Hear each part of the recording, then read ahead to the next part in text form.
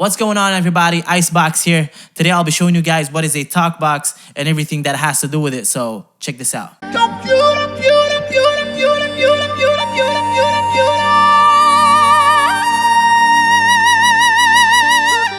So first thing first, the Talkbox is a compression horn driver. It looks something like this. It can also look like this, and you have a lot of other types.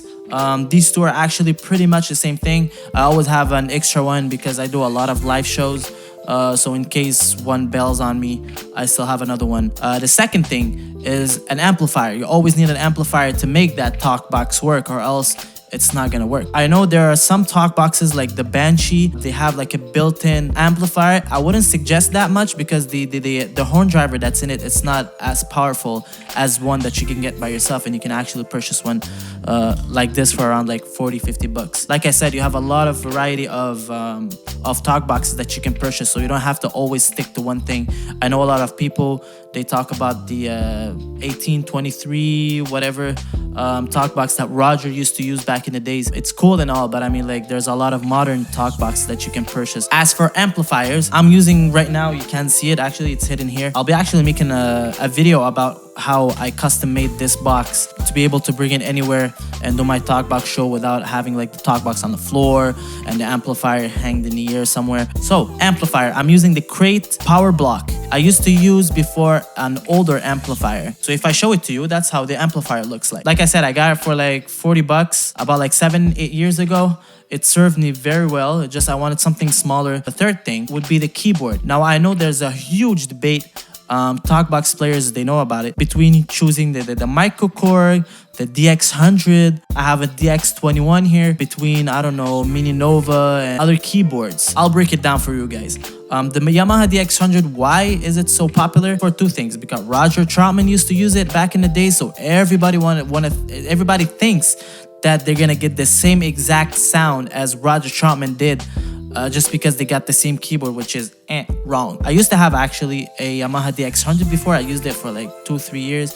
The thing is, I found that the sound in the microkorg was a lot more cleaner.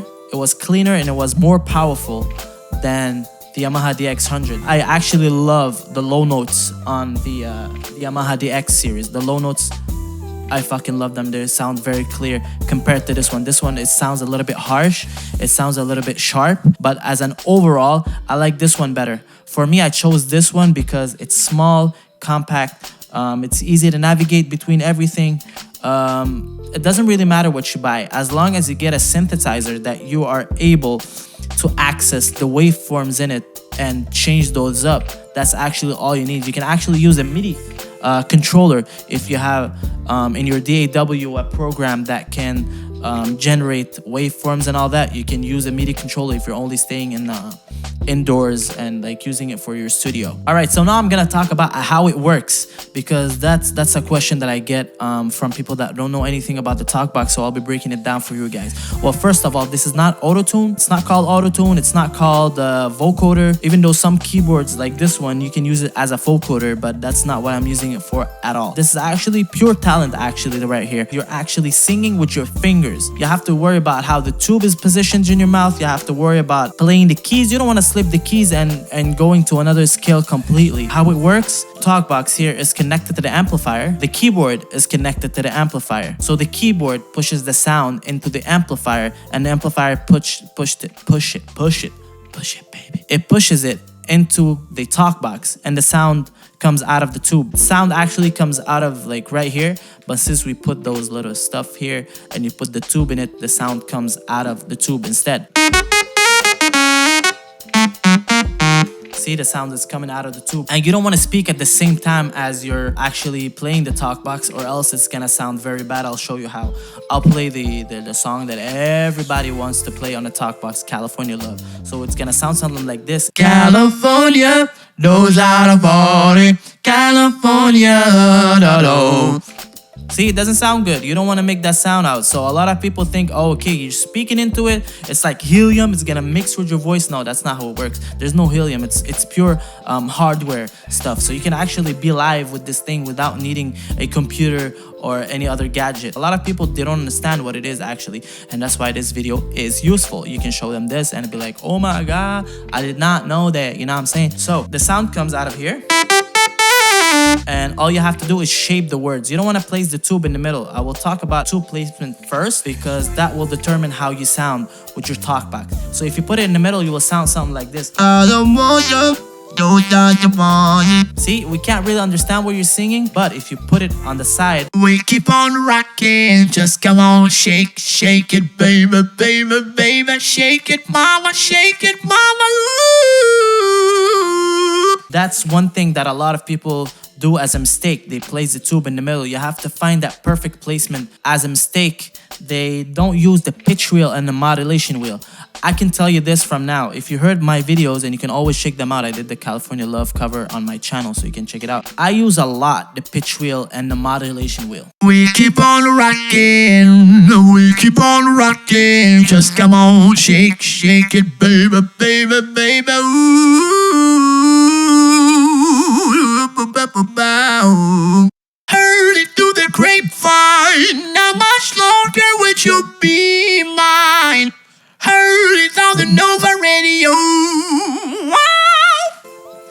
See how I use the pitch wheel and the modulation wheel? Sometimes you want to like just jump a little bit in the thing. That's why playing the keyboards, like you need to have at least a base of how to play the keyboard, how to like the scales and all that, because if not, you're gonna sound so terrible. This was the first keyboard I've used ever. I didn't even have a Talkbox then, and I started playing like Roger's sounds, and I started imagining, let's say if I have a Talkbox, how I'm gonna play it. So I had a pretty good knowledge on how I'm supposed to shift between keys and how I'm supposed to use the pitch and modulation wheel. Another thing that I've seen that people do as a mistake is holding the note too long. And again, another example, California Love, just because everybody knows or everybody wants to learn how to play California Love. They sound like California knows how to party. The actual song does not sound like that. So you always have you have to have that musical ear to be able to record yourself and listen to it again, be like, that's not how it sounds like. He doesn't hold that note too long here, or he doesn't do this, or he doesn't do that, or else you're gonna sound like really shitty. California knows how to party. California knows how to party. I'm gonna talk to you guys about like my patch. People be sending me messages, be like, hey, what's your patch? You sound very clean. Like I want the patch, I want the patch. The thing is, I'm not using anything special at all. I'm using a sawtooth wave, monophonic, and that's pretty much, that's everything that I'm using. Sometimes I would use a square wave mixed with the sawtooth wave, which gives it like, it depends on the song that I'm doing. It gives it just like a rich thing to the song. But besides that, I'm just using a regular thing. The only thing why I would sound clear is because I would record myself and listen to myself over and over again to make it sound perfectly like how I want it to sound like. But if you guys want, just drop your comments down below. If you have any questions, something that I forgot to tell you guys about, you can always send me a message or write down in the comment below. Let me know your questions and I'll be gladly happy to answer them, and maybe make another video explaining more in details what you guys really want to hear. So for that, I will say goodbye, and I'm gonna actually do a California Love again because I love playing that song. If you guys want to learn how to play that song, drop a comment below and I will make a tutorial on how to play the song. We keep on rocking, just come on, shake, shake it, baby, baby, baby, shake it, mama, shake it, mama, shake it, mama, shake you,